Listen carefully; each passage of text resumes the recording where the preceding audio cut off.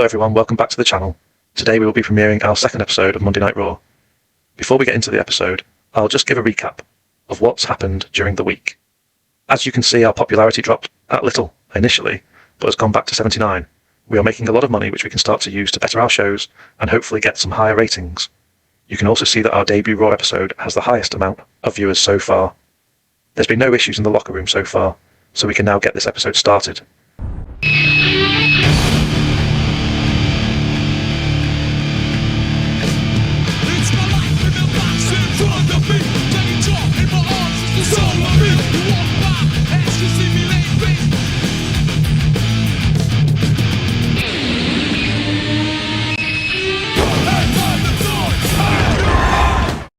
We open the show with Gino Hernandez making his way to the ring. Hernandez cuts a promo in a mirror-adorned set, boasting about his good looks and declaring himself the face of wrestling. He's interrupted by Mankind, who shuffles to the ring, muttering to himself, causing Gino to recoil in disgust. Gino insults Mankind. "You're a walking nightmare, you don't belong in my spotlight." He sprays cologne on Mankind and walks out, refusing to touch him. Our first matchup is Lita versus Deonna Purrazzo. The bell rings and Lita charges, hitting a head-scissors takedown on Deonna Purrazzo, followed by a dropkick that sends Purrazzo to the corner. Lita keeps the pace high, whipping Purrazzo into the ropes and attempting a Hurricane Rana, but Purrazzo counters with a hip toss and locks in a single arm takedown, wrenching Lita's left arm. Lita rolls through into a small package for a near fall, but Purrazzo kicks out. Purrazzo takes control, applying an armbar and transitioning to an ankle lock. Lita rolls to the ropes for a break and fires back with punches, then hits the twist of fate, flooring Purrazzo. Lita climbs the top rope for her moonsault, but Purrazzo rolls out, and Lita crashes to the mat. Purrazzo hits a brainbuster and covers, but Lita kicks out at 2. Lita fights back with a spear, and climbs again for another moonsault attempt. Purrazzo gets her knees up, blocking it, and immediately targets Lita's arm again. She locks in the Fujiwara armbar, wrenching back. Lita crawls toward the ropes, but Purrazzo pulls her to the center. Unable to escape, Lita taps out. The match gets half a star, and a rating of 47%. We go backstage to Christy Hemme, who is standing by with Toni Storm.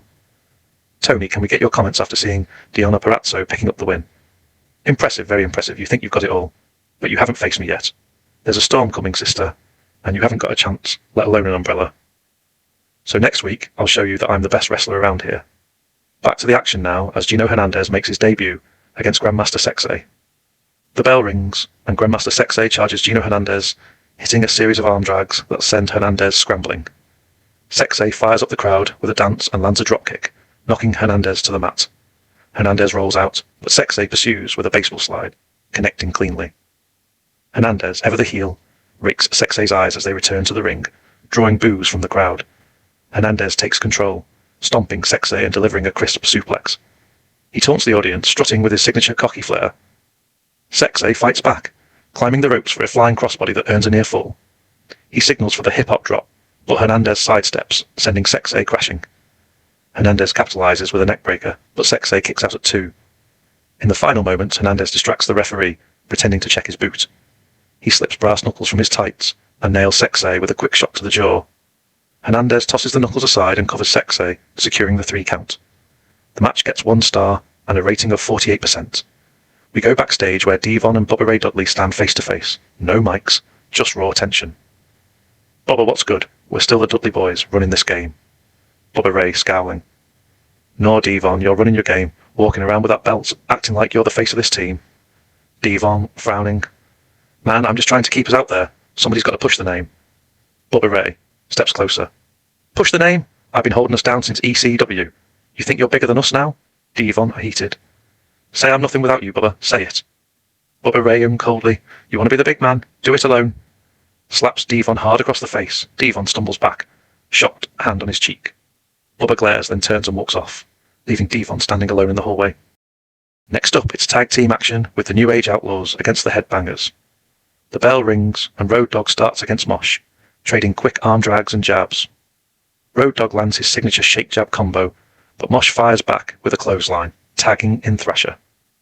The Headbangers double-team Road Dogg with a dropkick flapjack combo, sending him to the corner. Road Dogg ducks a charge, and Mosh crashes into the post. Billy Gunn tags in, and the Outlaws whip Mosh into the ropes, hitting a double back elbow. Road Dogg taunts the crowd with DX crotch chops, drawing cheers. Billy Gunn takes over, slamming Thrasher, who tags in after Mosh rolls out. Thrasher lands a diving elbow, but Billy blocks a suplex and hits a neckbreaker. The Outlaws isolate Thrasher, with Road Dogg tagging in for a shake, rattle and roll punch combo, earning a near fall. Mosh breaks the pin, and the Headbangers regain momentum, hitting a double flapjack on Road Dogg. Mosh climbs for a moonsault, but Billy pulls Road Dogg out of harm's way. Thrasher charges Billy, who sidesteps and sends him into the barricade. Back in the ring, Mosh tries a powerbomb on Billy, but Road Dogg distracts the referee. Billy counters with a low blow, then leaps for the Famouser, driving Thrasher's face into the mat. Billy covers, and the referee counts to 3. The match gets half a star and a rating of 61%. We then go back to the locker room. Rikishi, grinning, leaning on locker.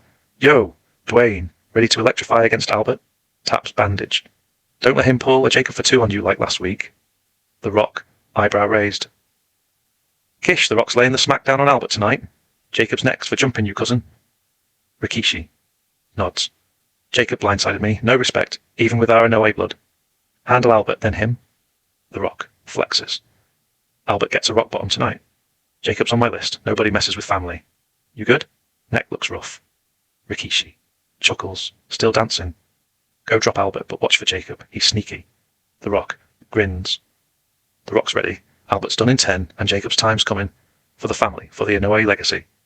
Rikishi fist bumps, laughs. That's my cousin. Drop Albert and tell Jacob I've got a chair waiting.